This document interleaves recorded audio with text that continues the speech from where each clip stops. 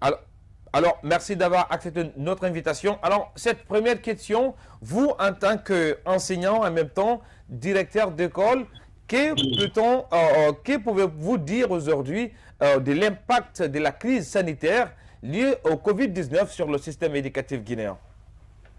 Bon, je vous remercie pour cette opportunité que vous m'offrez pour intervenir sur vos antennes dans l'émission StatCom.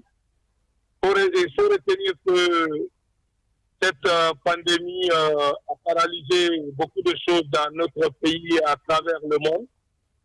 Et quand on prend aujourd'hui le nombre de guéris dans notre pays, il faut se féliciter par rapport au respect des gestes barrières, même si beaucoup reste à faire au niveau de la population. Remercier également tout le corps médical pour leur soutien inconditionnel. Et c'est vrai qu'aujourd'hui, au niveau de l'éducation, les écoles restent fermées comme les lieux de culte. Donc, c'est de cogiter sur une éventuelle ouverture des classes afin que nous puissions organiser les examens de fin d'année au cas où on ne pourrait pas reprendre les cours pour les classes intermédiaires en respectant les gestes barrières, la distanciation, mais aussi et surtout doter les écoles à travers les directions préfectorales de l'éducation et les directions communales de l'éducation en les dotant de kits sanitaires, de thermoflash, afin de respecter vraiment les gestes barrières pour ne pas qu'il y ait année blanche.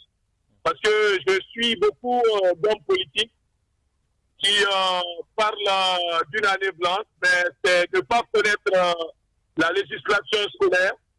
Là où on a fait plus de 2 tiers des cours, on ne peut pas parler d'année blanche. Monsieur Cissé, si vous permettez. Nous avons fait plus de 6 mois de cours. Monsieur Cissé. Quel que soit PDI, quelle que soit la durée, Monsieur les Cissé. examens seront organisés, mais on ne sait pas quand. Donc, je remercie déjà les autorités du système éducatif. Monsieur Cissé. Oui. Si vous permettez, on va parler tout de suite de l'éventualité d'une année blanche en Guinée, mais je voudrais d'abord avoir votre avis sur cette approche du ministère en charge de l'éducation nationale et de l'alphabétisation à travers l'instauration des cours à distance. De votre regard, quelle appréciation faites-vous de l'impact notamment de ce programme sur le terrain en tant qu'enseignant? Bon, en tant qu'enseignant, il faut dire que je salue l'initiative d'abord, prise par les autorités du système éducatif et à tous les niveaux. C'est vrai que quand il y a un projet, il y a quelqu'un qui apprécie, d'autres qui essaient toujours de critiquer. Mais moi, je l'ai toujours dit, au lieu de critiquer, il est toujours bon de proposer des solutions. Parce que c'est notre pays à nous tous, c'est notre système éducatif à nous tous. Et un adage dit souvent, ne juge pas, tu ne seras pas jugé, ne condamne pas, tu ne seras pas condamné. Donc déjà, c'est vrai qu'aujourd'hui, le gros du problème, c'est le problème de l'électricité.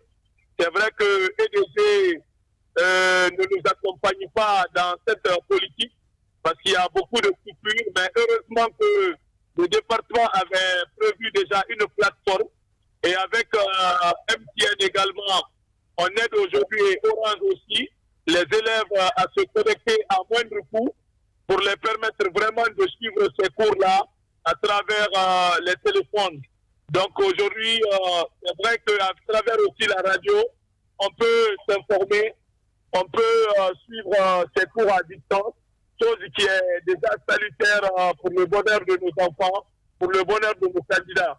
Donc, j'invite ici les élèves à s'intéresser à ces cours pour éviter le A si je savais, parce que ça peut toujours être un déclic pour contribuer à leur formation scolaire, parce que c'est ce qui se fait d'ailleurs dans tous les pays aujourd'hui qui ont été frappés par cette maladie, la Covid-19.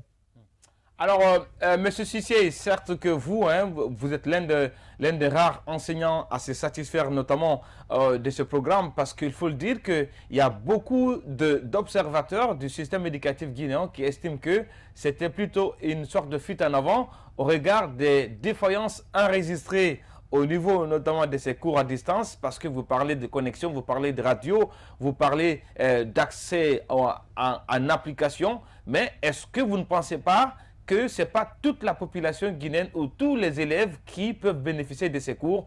Alors, dans ces conditions, est-ce que c'est possible de parler d'examens nationaux cette année? Oui, les examens auront lieu. C'est vrai que je pèse mes mots, je ne suis pas le ministre de l'Éducation nationale et de l'alphabétisation, mais je pense qu'au jour d'aujourd'hui, tous les acteurs du système sont en train d'observer. Déjà, nous sommes dans l'état d'urgence, donc qui est prorogé jusqu'au 15 juin. Donc aujourd'hui, il faut remercier le bon Dieu parce que déjà le nombre total de guéris est en train d'augmenter. Donc si la population arrive à comprendre que cette maladie n'est pas politique et que c'est vraiment un problème sanitaire, en respectant les gestes barrières, en respectant les consignes, je pense que vraiment on va lutter efficacement et que nous allons désormais apprendre à vivre avec cette maladie, comme le paludisme, comme le diabète, comme la tension, et parce qu'on ne peut pas aussi paralyser tout à cause de la maladie. Regardez aujourd'hui la France. La France est dans le déconfinement. Ils ont repris, même si aujourd'hui certains parlent de ce samedi contamination avec les élèves et tout, il faut aussi avoir la foi en Dieu. Il faut avoir la croyance religieuse parce qu'il ne s'agit pas d'aller faire les gymnastiques pour dire que je prie. Si tu n'as pas aussi la foi, tu ne peux pas aussi te permettre de faire certaines choses. Parce que si ton jour aussi arrive, même si tu es couché dans ton lit, tu partiras ce jour-là. Donc moi, je pense que le respect des gestes barrières est important, le respect des consignes est important, et que nous devons aussi savoir que s'il y a des mesures qui sont prises par les autorités, c'est vraiment pour protéger la population, ce n'est pas fait pour des raisons politiques. Donc c'est extrêmement important.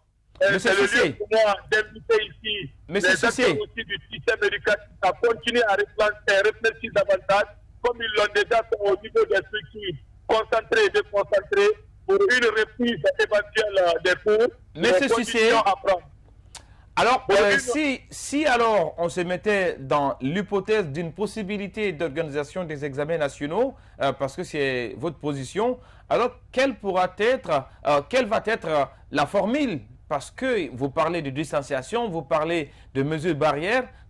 Quelle est votre approche d'organisation des examens nationaux dans ce contexte de crise en Guinée? En termes de propositions, parce que vous êtes directeur d'école, comment est-ce qu'on va faire? Quelle sera la... Ça sera de mettre les moyens d'abord à la disposition du service examen et contrôle scolaire, afin qu'ils puissent avoir plus de centres que d'habitude. Parce que vous savez, d'habitude, vous avez 30 candidats par salle. Ça, c'est la ratio normale. Mais si on arrive à prendre beaucoup plus de centres, bien sûr, sécurisés, on va essayer de mettre, ça ne serait que 15 personnes dans une salle, afin qu'il y ait vraiment la distanciation et que cela soit respecté. En plus, doter ces centres d'examen de kits sanitaires comme au temps d'Ebola et les thermoplaces pour prendre les mesures de température. Tout cela pourrait être organisé pour un examen réussi et sécurisé sur le plan sanitaire. Donc, en résumé, il faudrait qu'il y ait beaucoup plus de centres, beaucoup plus de surveillants. Mais vous savez, cela ne peut pas se faire si les moyens aussi ne sont pas mis à la disposition du service examen et contrôle scolaire. Parce que vous savez, il faut retenir que depuis le temps de Dr Ibrahim Akouma, aujourd'hui, la Guinée arrive à donner les résultats des examens nationaux dans un bref délai, chose qui ne se faisait pas avant. Donc, cela dépend des méthodes utilisées. Donc, si les moyens sont là, je pense qu'on pourra aller vers les examens parce qu'aujourd'hui, tous les candidats, tous les parents d'élèves ont vraiment les oreilles tendues au niveau de notre chef de l'État afin que cette décision soit prise. Mais le chef de Merci, l'État, merci, merci, merci, Monsieur Cissé, d'avoir accepté notre invitation.